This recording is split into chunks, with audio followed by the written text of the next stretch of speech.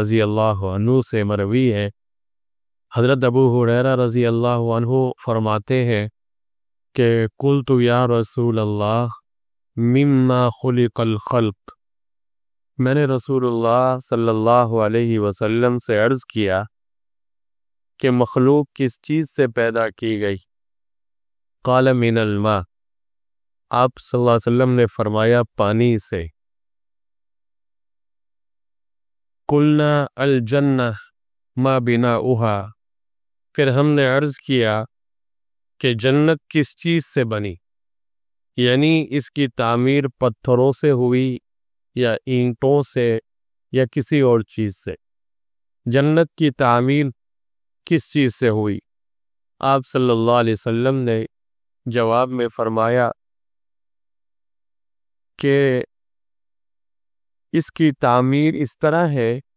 کہ ایک اینٹ سونے کی اور ایک اینٹ چاندی کی، وَمِلَاتُهَا الْمِسْكُ الْأَسْفَرُ، اور اس کا مثالہ جس سے اینٹوں کو جوڑا گیا تیز خوشبودار مشک ہے، اور فرمایا کہ وہاں کے سنگریزے جو بچھے ہوئے ہیں اللؤلؤ والیاقوت، وہ موتی اور یاقوت ہے، وتربتها الزعفران، اور وہاں کی خاک، وہاں کی مٹی گویا زعفران ہے۔ من يدخلها ینعم، جو بھی اس کے اندر داخل ہوگا جنت میں ہمیشہ عیش اور چین سے رہیں گے، وَيَخْلُدْ وَلَا يَمُوتُ وَلَا يَبْلَى ثِيَابُهُمْ وَلَا يَفْنَى شَبَابُهُمْ، وہاں چین سے رہیں گے، کوئی تنگی نہیں ہوگی اور ہمیشہ زندہ رہیں گے، وہاں ان کو موت نہیں آئے گی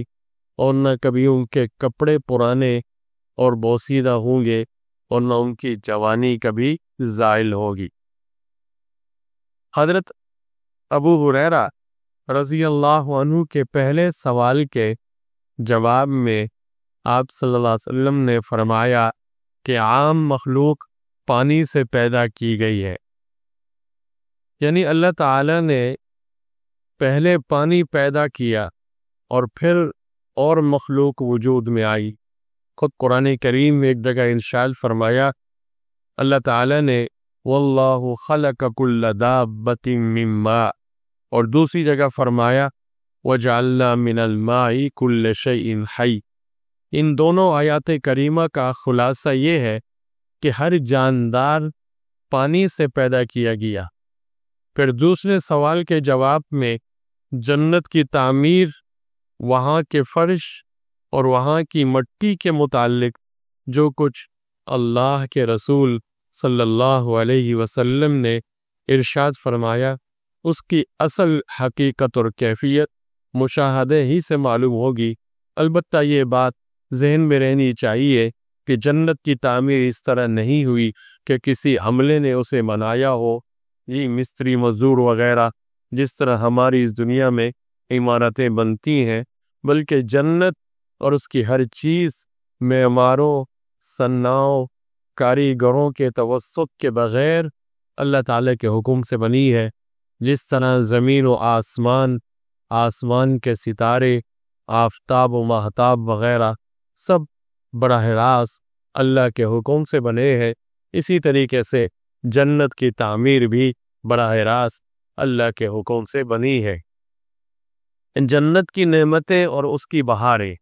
وہ ہم سنتے رہتے ہیں، روزانہ اس کا سلسلہ اور تذکرہ چل رہا ہے، تو یہ شوق دلانے کے لیے ہے کہ انسان اپنی اس عارضی زندگی میں اس آخرت کی زندگی کے لیے تیاری کرے، جو ہمیشہ کی زندگی، اور دنیا کی زندگی ہے کتنی، یہ جو سانس چل رہی ہے جب تک چل رہی ہے تو چل رہی ہے، اور جس وقت یہ تھم گئی، رک گئی، تو یہ انسان جو ہے تو کسی اور عالم اور کسی اور جہان میں پہنچ جائے گا۔ لیکن دنیا کی یہ جو سانسیں ہیں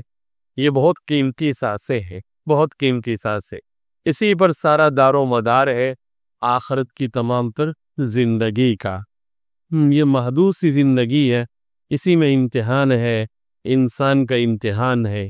جی۔ اب اس میں اگر وہ صبر کرتا ہے، سہ لیتا ہے، تکلیفیں برداشت کرتا ہے۔ میں نے آپ کے سامنے پہلے ذکر کیا تھا کہ دنیا اور آخرت دونوں سوکنے ہیں۔ اگر آدمی ایک کو ترجیح دے گا تو دوسری ناراض ہو جائے گی، یہاں اگر دوسری کو ترجیح دے تو پہلی کا نقصان۔